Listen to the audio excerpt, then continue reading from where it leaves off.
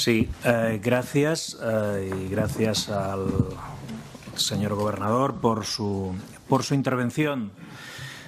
Una intervención donde ha empezado a hablarnos del contexto internacional, de más incertidumbre, seguramente más incertidumbre que cuando compareció en el Congreso de los Diputados para hablar también de los presupuestos del año 2016,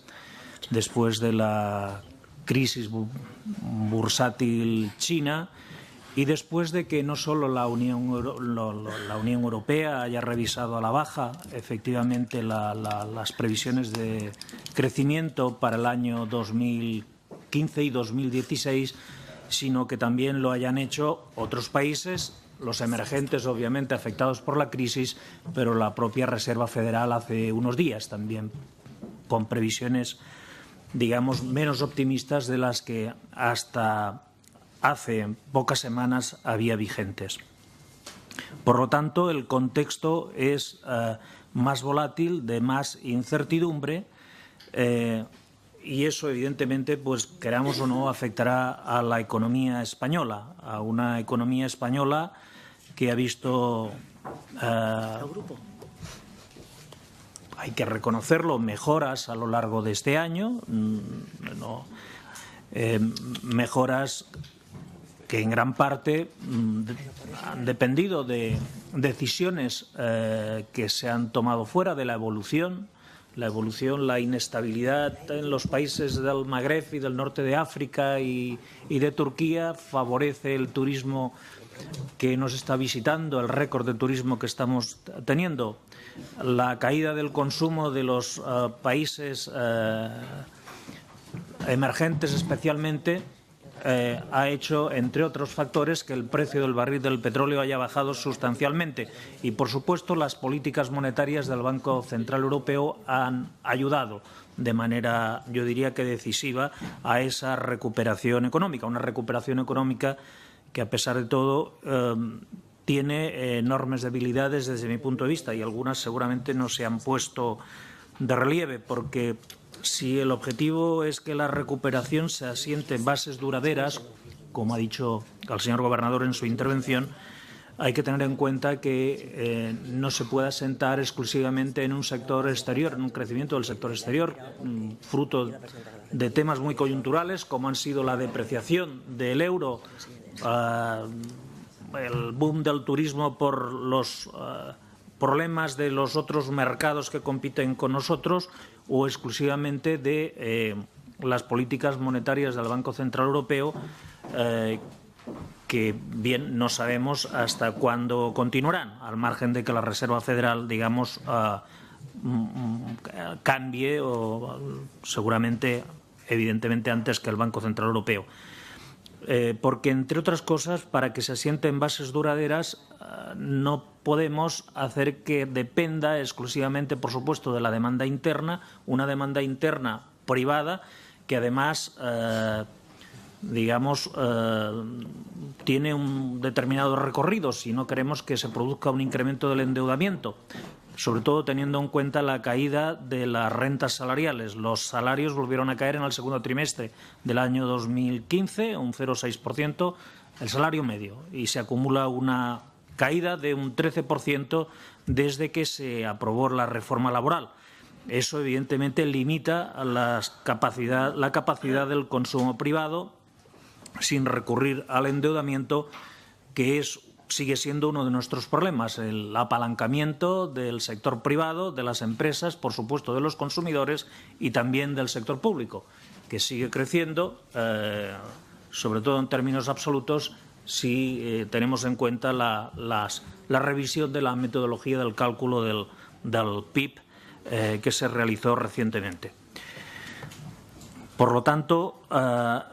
lo de las bases duraderas, con empleo muy precario, con subempleo muy dedicado al sector servicios, como se sabe, el sector industrial, la industria sigue perdiendo peso en la economía española. Seguramente es un fenómeno que tiene que ver con la evolución de las economías maduras, pero no con la intensidad con la que se está produciendo aquí. A ese respecto, yo opino que seguramente, digamos, las previsiones de incremento del 3% del PIB que hacía el Gobierno, digamos, en el cuadro macroeconómico que acompaña los presupuestos antes del verano, seguramente es demasiado optimista. Demasiado optimista creo también que es lo que hace referencia a la reducción de déficit. Los 3 puntos a los que se hacía alusión, de los cuales la más del 50% se supone que ha de corresponder a las comunidades autónomas que todavía no han aprobado presupuestos, como tampoco lo han hecho las corporaciones locales. Pero incluso hablando de la propia situación de las finanzas de la Administración General del Estado, porque es evidente que el incremento del 6% que se prevé de los ingresos, si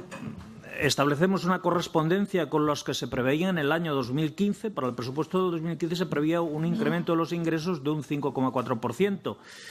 Y si vemos la ejecución presupuestaria en estos momentos, pues difícilmente llegarán al 3,5%. Claro que siempre hay la posibilidad que tiene el Ministerio de Hacienda de retener créditos para que no se ejecuten, especialmente del Ministerio de Fomento, y tratar de cuadrar así el déficit, pero seguramente eso tiene otros efectos nocivos, como usted sabe. A mí me preocupa también de manera especial lo que hace referencia a los ingresos de la Seguridad Social. Y los ingresos de la Seguridad Social tienen que ver fundamentalmente, como no, con el tipo de empleo que se está creando y con el tipo de cotización que se tiene al sistema. En el año 2015 se preveía un incremento del 6,7%. El problema es que no se recaudará lo previsto, ¿no?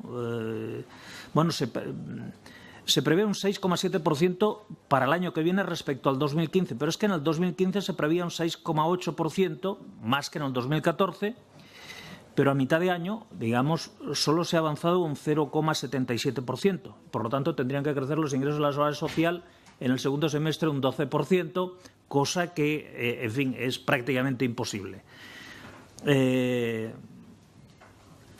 Preocupante la evolución de las cuentas de la Seguridad Social, 5.000 millones menos de lo previsto en el 2012, 8.000 en el 2013 y lo que viene.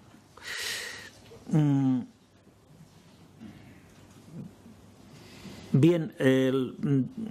respecto al saldo exterior y las cuentas públicas, las previsiones también del cuadro del Gobierno, y sobre eso me gustaría que usted opinara, las previsiones son más optimistas que las del resto de instituciones, y de esto incluso se hace eco la AIREF, ¿no?, en su informe. Y un poco para tratar de acabar. Vamos a ver, usted ha hablado de las incertidumbres que evidentemente tienen que ver con el contexto internacional. Después, la incidencia que eso tiene sobre las cuentas nacionales, sobre las cuentas públicas, y dentro de la política presupuestaria las dificultades que hay objetivamente, teniendo en cuenta pues eso, que las dudas en el esfuerzo de consolidación fiscal dependerán también del papel de las comunidades autónomas y de las corporaciones locales. A ese respecto también hay otro tipo de incertidumbres que no son estrictamente económicas, pero que pueden tener un papel fundamental, que son las incertidumbres de tipo político y su incidencia sobre la consolidación fiscal. Me estoy refiriendo, evidentemente, al hecho de que tendremos elecciones generales, parece que en diciembre, con lo que eso puede suponer de cambios de mayorías, y también a otros fenómenos a los que a usted se ha referido, no hoy aquí, pero se refirió el lunes en su intervención, digamos, que tienen que ver con unas elecciones que están más próximas, que son las catalanas, donde usted advirtió... Tiene que ir terminando, señor Montilla. Voy acabo. Advirtió sobre las posibles consecuencias de una declaración unilateral de independencia. Me gustaría que un poco se refiriera a ello, los que pensamos que declaraciones se pueden hacer muchas, hasta incluso unilaterales de independencia, pero que su virtualidad o su aplicación, pues en un Estado de Derecho como el nuestro y en el marco de la Unión Europea, pues carecen de efectividad. Obviamente vemos con preocupación determinadas declaraciones a este respecto a las consecuencias que podría tener una declaración de este tipo sobre los ahorros de los ciudadanos, en este caso de Cataluña, y sobre las entidades públicas de Cataluña, si es posible, y nos pudiera ampliar cosas que dijo el lunes en la conferencia, se lo agradecería. Muchas gracias. Muchas gracias, señor Montilla.